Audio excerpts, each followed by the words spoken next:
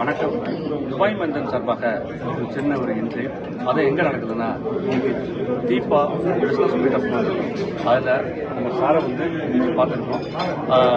இவங்க வந்து துபாயில் 15 வருஷமாக மியூசிக்கல் குரூப் வச்சு பண்ணிட்டு இருக்காங்க.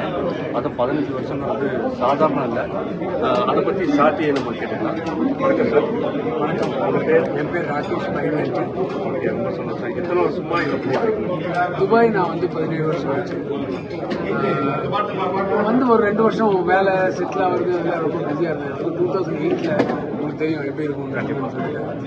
ஸோ செட்டில் ஆகிட்டு இருந்தேன். அந்த டைமில் வந்து 2010-11 அந்த டைமில் வந்து மியூசிக் இந்தியா துபாய் அப்படிங்கிற ஒரு குரூப் வந்து பிரசாந்தி சோப்ரா அப்படிங்கிற ஒரு மேடம் வந்து இதை வந்து எஸ்டாப்ளிஷ் பண்ணி குழந்தைங்களெல்லாம் அதை கூட சேர்த்து வச்சு சின்ன சின்ன இதுவாக பண்ணிட்டு ப்ரோக்ராம் பண்ணிட்டு வீட்லேயே வச்சு கண்டிப்பாக இந்த மாதிரி பண்ணிட்டு எனக்கு வந்து பாடுறதுல இன்ட்ரெஸ்ட். ஏன்னா நானும் பாடுவேன். நாங்களே கேட்டிருக்கோம் உங்கள் பாட்டெல்லாம் ரசிச்சிருக்கோம். ரொம்ப சந்தோஷம்.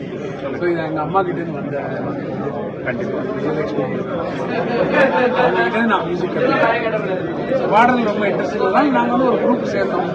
இந்த மியூசிக் அது மேலே அப்போ தான் நான் ஜாயின் பண்ணப்போ மெதுவாக சின்னதாக பண்ணிட்டு வந்தோம். அது மூலமாக எனக்கு மியூசிக் இந்தியா துபாய்ங்கிறது 2010 ஸ்டார்ட் பண்ணுது. இப்போ 2025 கண்டிப்பாக தான் வந்து நீங்கள் பார்த்துருக்கோம். ஆமாம், நீங்கள் பாருங்கள், இந்த மியூசிக் இந்தியாங்கிறது 15வது வருஷம். நாளைக்கு வந்து நம்ம கிறிஸ்டல் ஹால் இந்தியா மூவ்மெண்ட்டில் நடக்குது. இன்ஷால்லா நீங்கள் எல்லாரும் வந்து கலந்துக்குங்க, வந்து அவங்களுக்கு உற்சாகப்படுத்துங்க. இது மாதிரி 15 வருஷத்தோடு இல்லாமல் இன்னும் பல வருஷம் சார் இந்த மியூசிக் இந்தியாவை நடத்துறதுக்கு நம்ம சார்பாகும் மற்றும் தீபா சார்பாகும் தங்களுடைய சப்போர்ட்டை கண்டிப்பாக கொடுப்போம். இது மாதிரி புது புது சிங்கர் துபாயில் இது ஏன் பண்ணுறோங்கிறதையும் நீங்கள் கேட்டுருந்தீங்க. ஆமாம், அதாவது இது வந்து நம்ம ஊரில் இருக்கிறது வேற.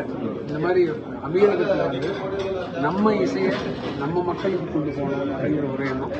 ரெண்டாவது எண்ணம் வந்து இது மாதிரி நிறைய கலைஞர்கள் அவங்களோட டேலண்ட் எல்லாம் வந்து வெளியில் கொண்டு வரதுக்காகவே பண்ணுறது. இது கண்டிப்பாக பார்த்தீங்கன்னா நிறைய இந்த லேபர் கேம்பில் ஆஃபீஸ் ஒர்க்கில் ஆஃபீஸில் ஈவன் சில கம்பெனி சிஇஓஸை கூட ஒர்க் ஸ்ட்ரெஸ் வெளியே வர்றதுக்காக அவங்களுக்கு பாட தெரியும், ஆனால் டைம் கிடையாது. அவங்களெல்லாம் கொண்டு மாதிரி அவங்களுக்கு ஒரு மேடை அந்த மாதிரி ஒரு இசைங்கிறது நமக்கு ஒரு ஸ்ட்ரெஸ் ரிலீஃப் பண்ணுவோம் இல்லையா, அந்த மாதிரி ஒரு கண்டிப்பாக. இவங்க வந்து துபாயில் அமீரகத்தில் இந்த மாதிரி சார் சொன்ன மாதிரி பல பேரை வெளியில் கொண்டு வந்து நம்ம தமிழ் மக்கள்கிட்ட தமிழ் பாட அறிமுகப்படுத்திட்டு இருக்காங்க. இது மேலும் சிறக்க உங்களுடைய வாழ்த்துக்கள். நன்றி சார். நன்றி. தேங்க்யூ.